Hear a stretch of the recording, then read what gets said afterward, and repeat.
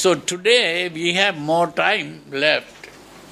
So I am going to talk about another very important thing. That is something that we have already discussed earlier. And it's very important to understand that. Because there have been, we spoke about the Paticca Samuppada. And there have been a lot of people who have been sending email messages asking questions about this Paticca Samuppada. Because I have been translating some of these words in a different way, which is different from the common translation and also different from the way the common explanation of Paticca Samuppada. So the Paticca Samuppada is very important to understand. But the problem that people have is people are normally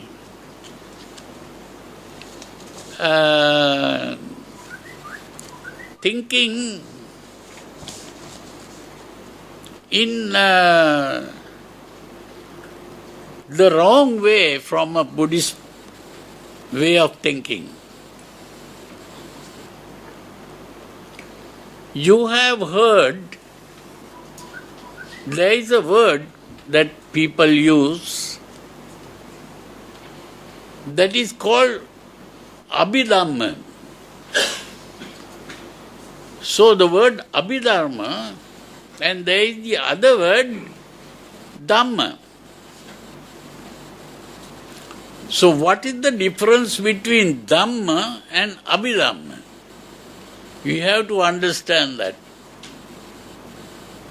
Dhamma is simply the word Dhamma really refers to an idea, a notion, a belief,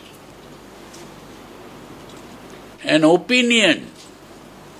That is the meaning of Dhamma. Abhidhamma is a knowledge or knowing or opinion which is of a higher level. Abhi means higher.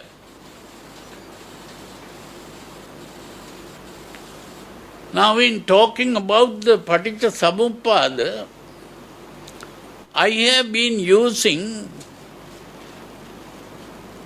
a word called a paradigm shift. Paradigm shift was the two ways of looking at the same thing.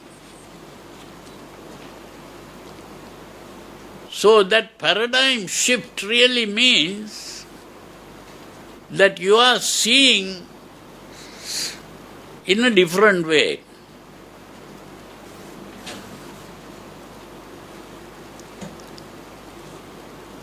Now, because of this difficulty in understanding this, I have to point out that today in philosophy, when people talk about modern Western thinking, philosophy, there are words that they use. And the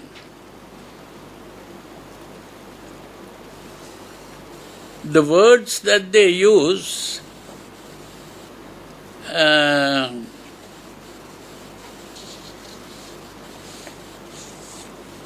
very important to know that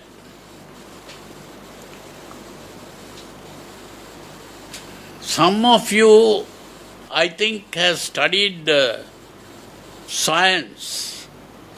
And if you have studied science, the modern scientific way of thinking is based on an assumption. That assumption is, when I see this cup here, I believe that there is a cup here. That is what is called existence. I believe that a cup exists here. That it is existing.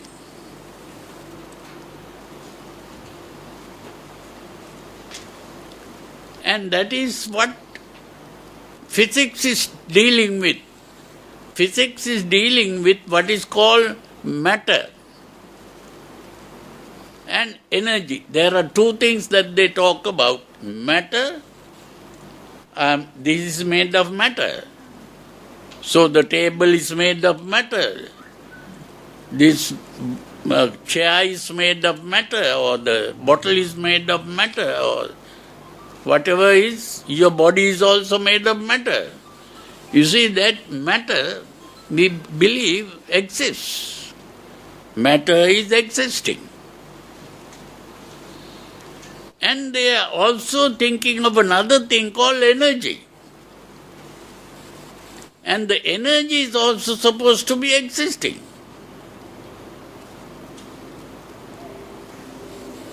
So that kind of thinking is what we call existential thinking.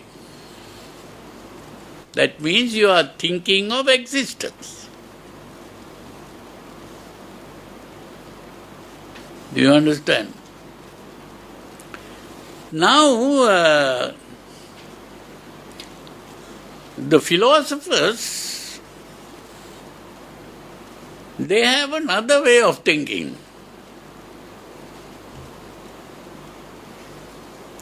Now, these scientists are using what is called existential thinking. They are talking about things that exist. But the philosophers begin to ask,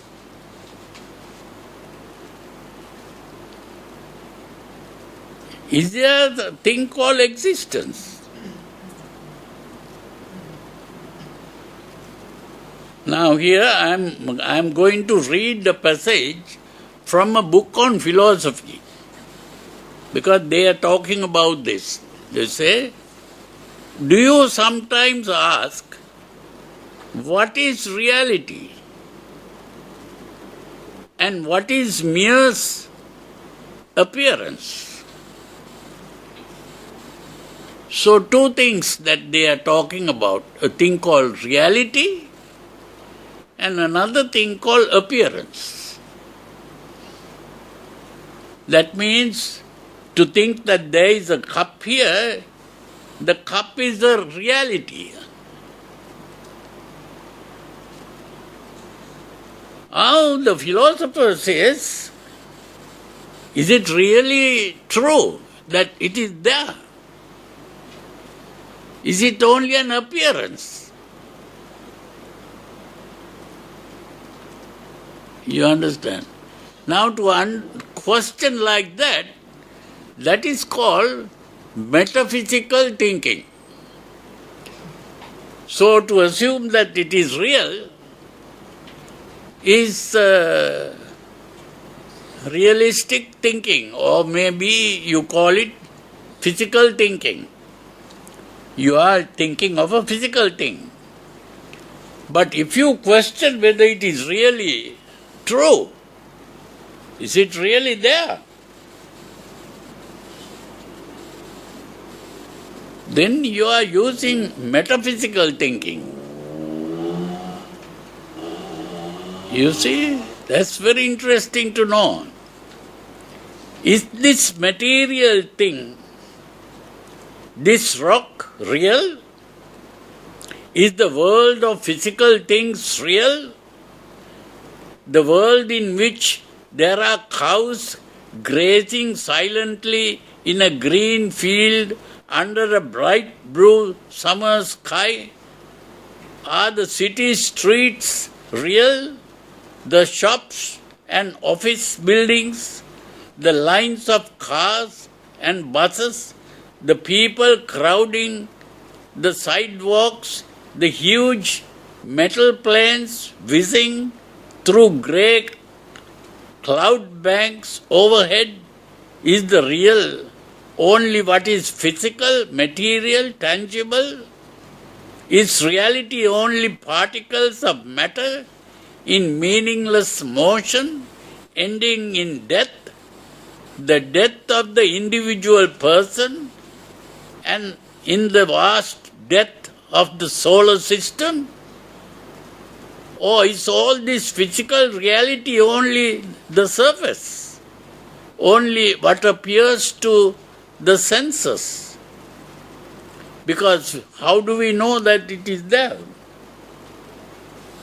The only way I know is because of my eyes. I can see it. Or if there is a sound, I can hear it. Or if there is a smell, I can smell that. Or if I can put my tongue there, then I can taste. Or if I touch with my hand, I can hold it and touch it. So it is through my five senses that I am able to see that it is there. But is that true? That's the question. So the philosophers begin to ask questions like that. So when they ask, or is this physical reality only the surface, only what appears to the senses, only an illusion after all? Is reality to be found elsewhere, in the world of the mind, in eternal truths, such as the golden rule, or in the wisdom and purpose of God?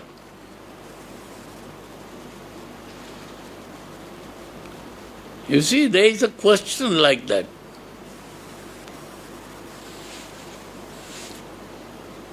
And what about your own reality? Are you only a body, a material organism which avoids pain and seeks pleasure, a collection of atoms programmed to grow, to mature, and to self-destruct, a product of the genetic material you inherited from the past, and a product of the environment in which you have lived? But if you refuse to regard yourself as a material body, then what kind of reality do you have? Does your reality consist in your being a mind or a soul? But what kind of reality is that? And how can a mind or a soul inhabit a material body as a ghost? Metaphysics is the branch of philosophy which asks these questions about reality. What is appearance and what is real? What kind of reality does the universe have? You see, that is not the normal way of thinking.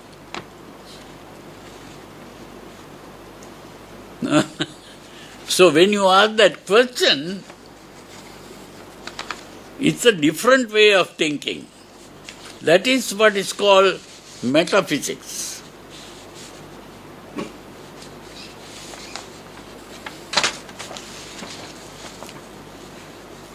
Mind or matter, or is it some kind of spiritual being? What kind of reality do you have as a human being? These are the questions that metaphysics asks. So that metaphysical thinking is what is called Abhidharma. That word Abhidharma is about that kind of thinking.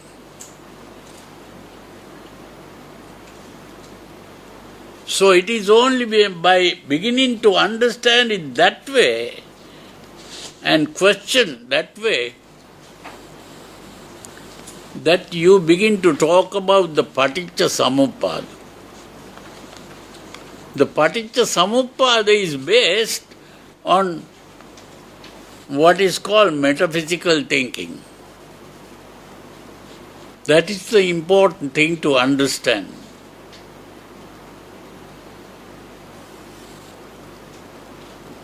Most people, they try to get into the ordinary physical thinking and begin to ask questions about Paticca Samuppada.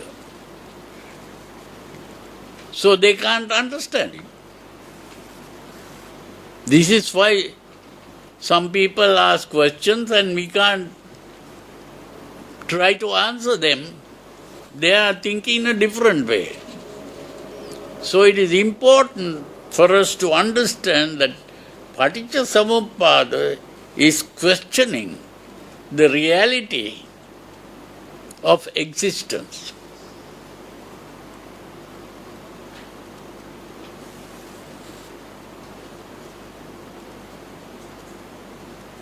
Now here there is another part of this. Do you sometimes ask, what can we know? Is there any truth that we can believe? Is a statement true only if it is based on what your senses tell you, on what you can see or touch? But is there any guarantee that what we observe by our sense can establish truth about the world? In truth, is truth eternal and absolute, as some philosophies and all the great religions say, or can truth be subject to change?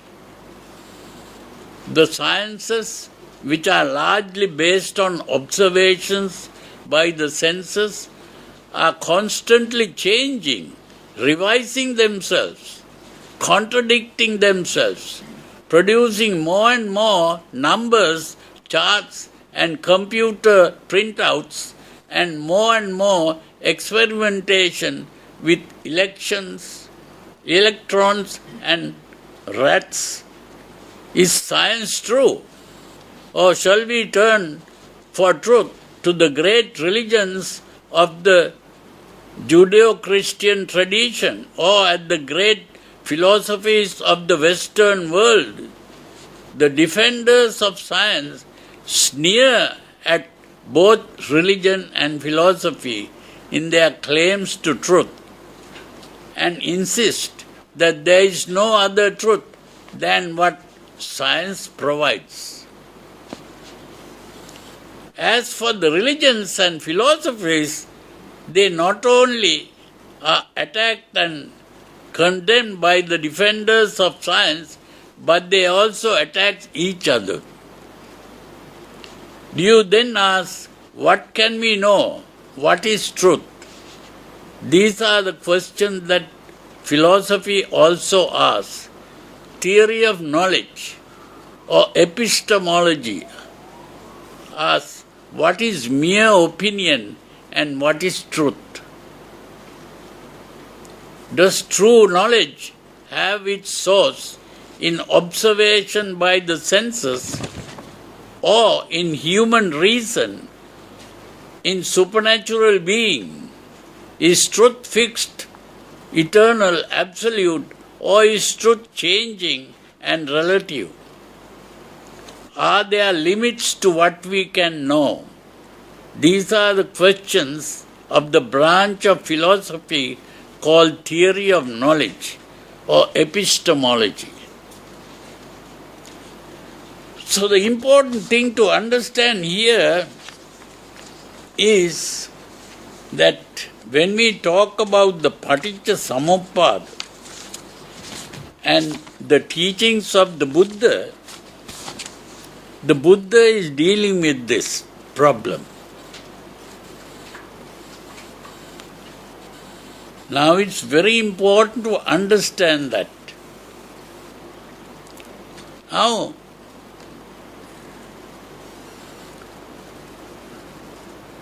We have to first understand that when we are born with a body. That's all that we have.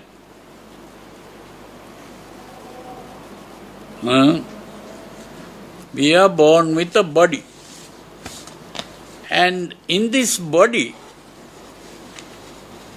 there are 5 senses: the eyes, the ears, the nose, the tongue, and the whole body, the sense of touch. That is all that we have. So with the eye we see things, hear with the ears, smell with the nose, taste with the tongue, and touch with the body. And from that, we come to conclusions. That's all.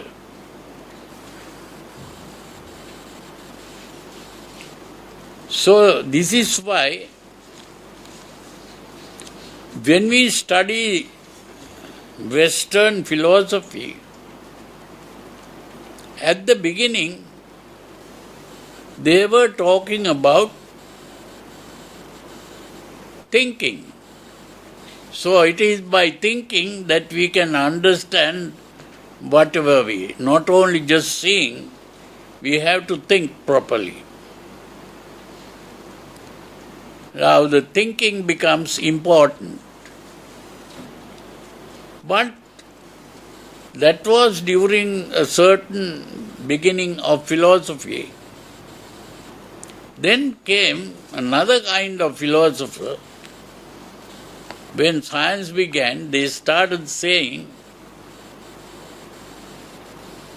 thinking is not the way to understand. You can only see, hear, smell, taste, touch. We don't have a thing called mind. We have only a body. And therefore, there is no such thing as mind. That's what a certain philosopher from England, who was that? Yeah. He said, there is no such thing as mind. We have only a body. And so he wrote books on this.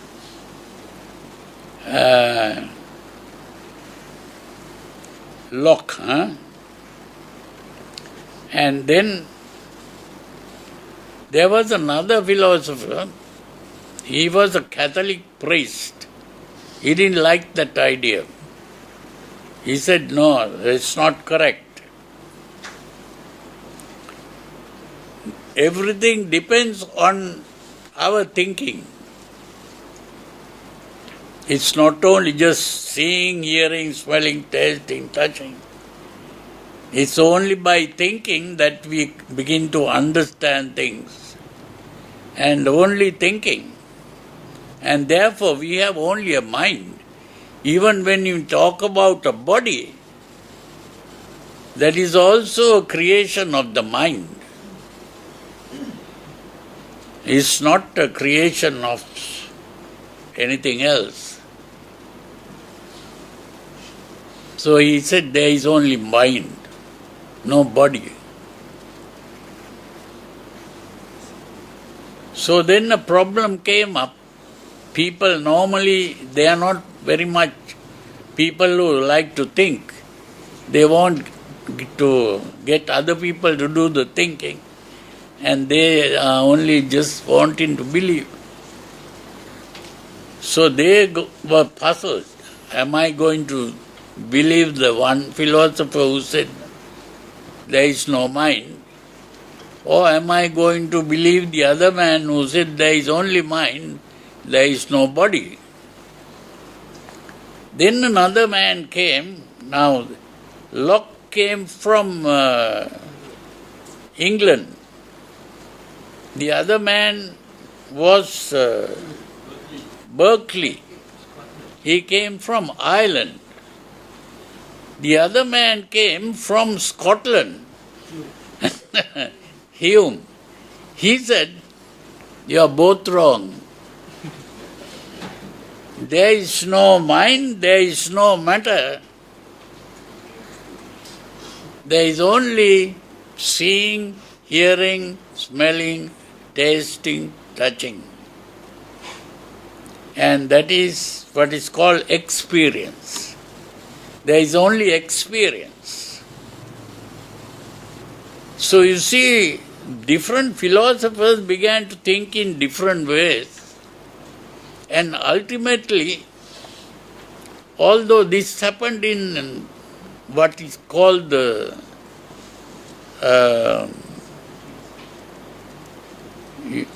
United Kingdom, which is England, Scotland and Ireland. But there were other philosophers somewhere in Germany, somewhere in Europe. They said, there was this Immanuel Kant who said that is not correct. We can't say there is no such thing.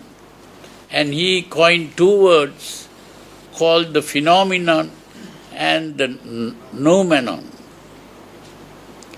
So what he called the phenomenon is what you can see, hear, smell, taste, touch is the phenomenon, and noumenon is something that we cannot really see, hear, smell, taste, touch. We can only think about it and get it. It's only a product of thinking. And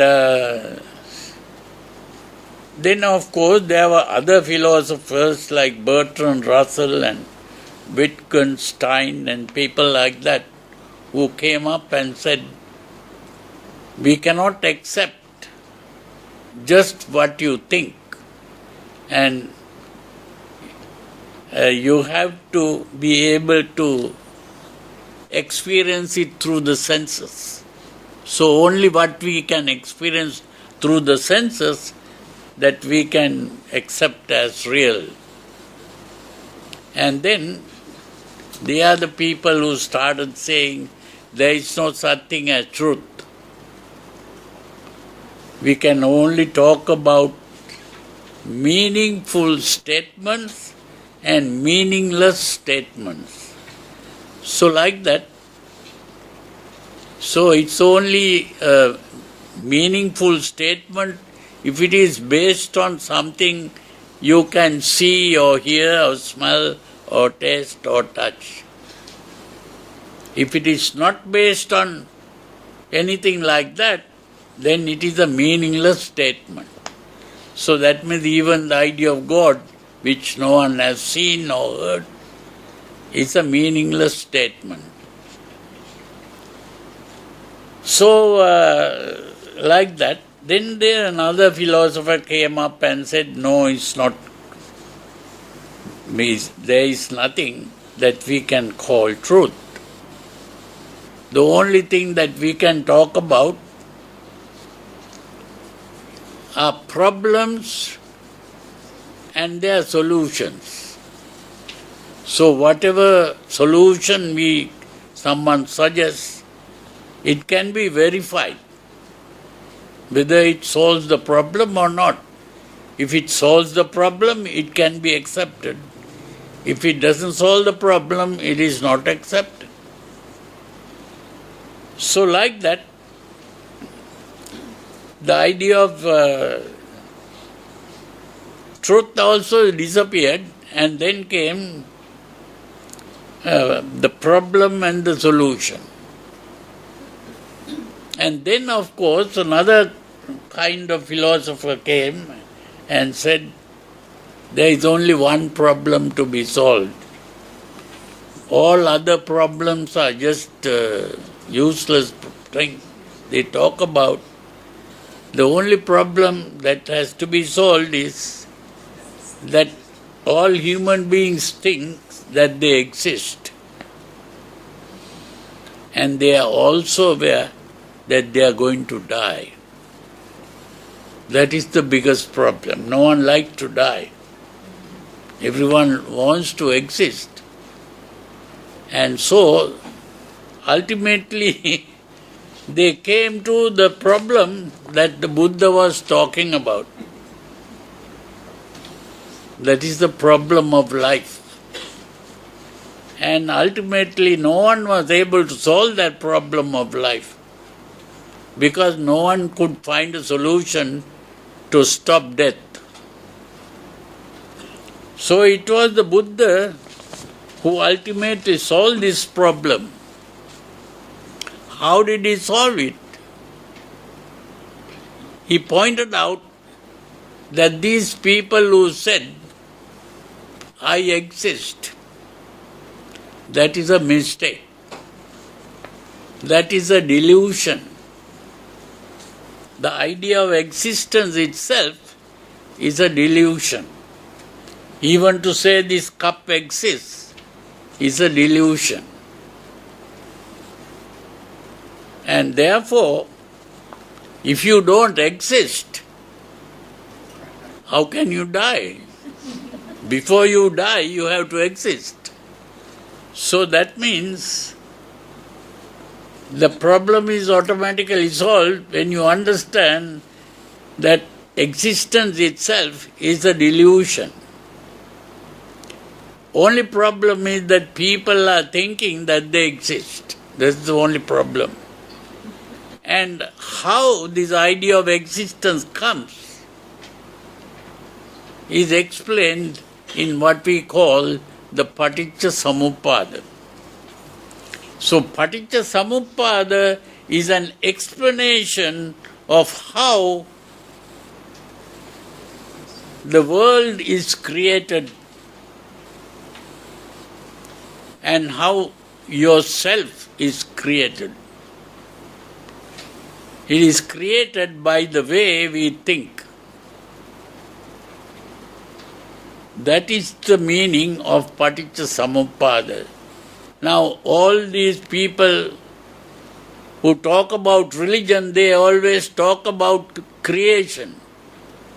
God created the world and all kinds of things. But here the Buddha is talking about creation, but not the creation of God. Your own mind is creating the world. It is your way of thinking. And that is the meaning of the Paticca Samuppada. And you are creating in total ignorance. You start with total ignorance. You know nothing. What really happens is, when you open your eyes, you see. That's all that you can see. When you open your eyes, you see. And that is the most important out of all the senses, seeing. And when you see, what is it that you see? That is important to understand. When you open your eyes, now according to modern scientific thinking, you see only when there is light. If there is no light, you don't see anything. So light is an electromagnetic wave that comes to your eye. and then you begin to see. And when you see, what do you see? The light comes in certain frequencies, and one frequency is received by a nerve ending, and that is what you see is a color. There are only 7 colors that you can see. They are violet, indigo, blue, green, yellow, orange, red. That is what you call rainbow colors.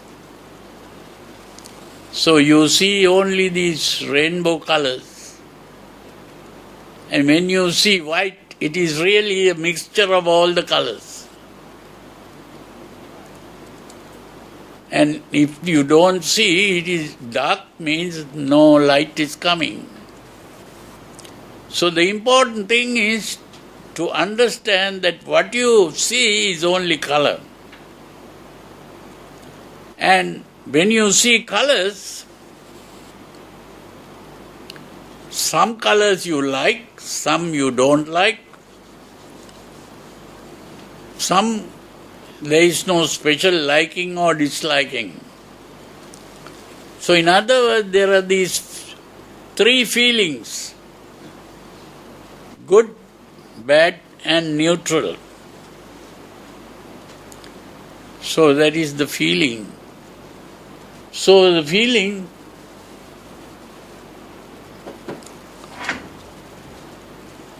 makes you feel, and you see the light. And it is when you look at something, what you see is simply the colors, and it is out of the colors that you create a picture. So when you see colors, what you begin to see is a picture that is constructed out of colors. So there is the color, then whether you like it or dislike it, which is Vedana. The color is called Sanya, Vedana, and the construction is Sankhara, and you create the image. The image that you create is what is called Rupa. Rupa means the image. So what we call Rupa, Vedana, Sanya, Sankhara.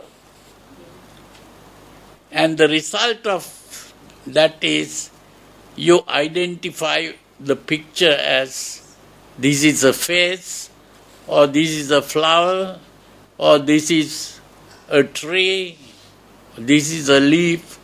So whatever you identify, that identification is vijnana. That is what is called perception. Perception is what is called vijnana.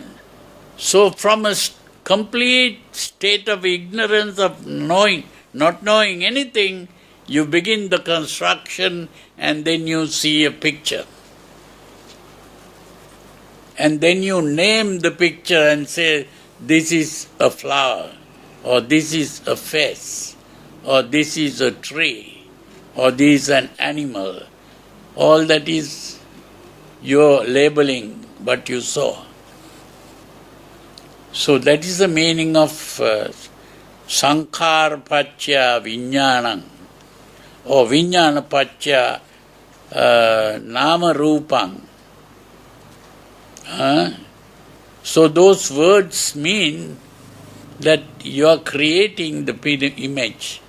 And then that was only about what you do with your eyes. But now we have to talk about the other senses also.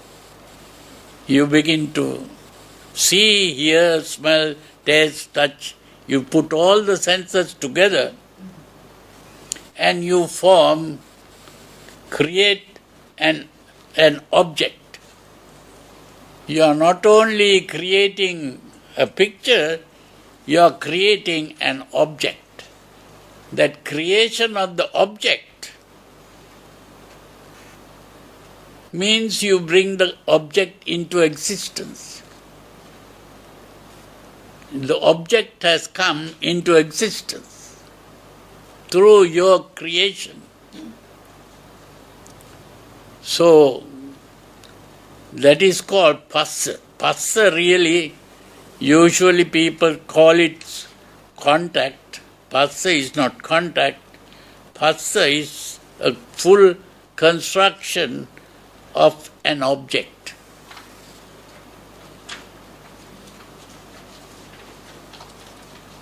The object has been constructed, then you begin to, the feeling comes, and it is either pleasant or unpleasant or neutral, and then you begin to react to the feeling in the form of desire for the pleasant, hatred of the unpleasant. On the neutral, you don't desire or hate, but you just let it be, that's all. So it is the neutral feeling that gives the idea of existence. It is existing there, that's all. So you have created three reactions: desire, hatred, and existence. And that reaction, you begin to identify or personalize and say, this reaction is mine. I desire, I hate. The reaction is personalized. It is my desire. Or to personalize it, to say, this is mine. And the moment you have created mine, you have also created the I. Without the I, you cannot have a mind. Then where is the I that you have created? The only I that you can speak of is a thing that you can say occupies space and time. If it occupies space and time, what is it that occupies space and time? It is the body. So it is the body that you get hold of and say, this is myself. So you have created a self by identifying the body as yourself. That is what is called Sakkaya Ditthi. But the moment you have identified the body as yourself, another thing happens. The body is something that occupies space and time. Occupying time means it has a past, a present, and a future. Then the body has a past, a present, and a future. And the past of the body, what is that? Is birth. The future of the body is death. And in between is aging and sickness. You see, so we are not only having a body, we are also having birth, aging, sickness, and death. And that means suffering. We have created suffering. So the suffering is a result of creating a self and making the body the self. You see, we have created the world and the self through this process of perception. It is only when we have fully understood this properly. The problem is that once we have created the world and the self, the emotional reaction is produced, where we begin to form relationships between myself and others and other things. That emotional relationship ties you to this idea of existence. And then you can't get out of it. It is only by learning to first get hold of these emotions and calm down, get rid of the emotional reactions. That is called samadhi. And then only you can understand this properly, and that is what is called panya. Fully understood, then you are free of the idea of existence, of a world and a self. The world and the self disappears, and you don't exist anymore. That is the end of all suffering. I hope you understood that. We have been talking about this many times.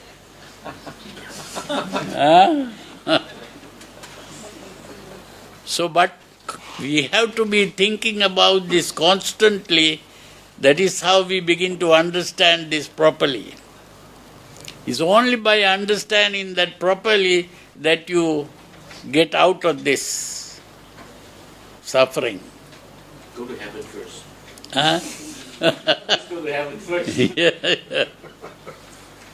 This is the thing.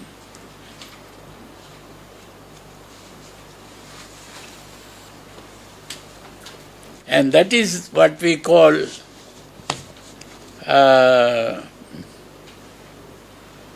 metaphysics, metaphysical thinking. Or it is the same thing as abhidharma.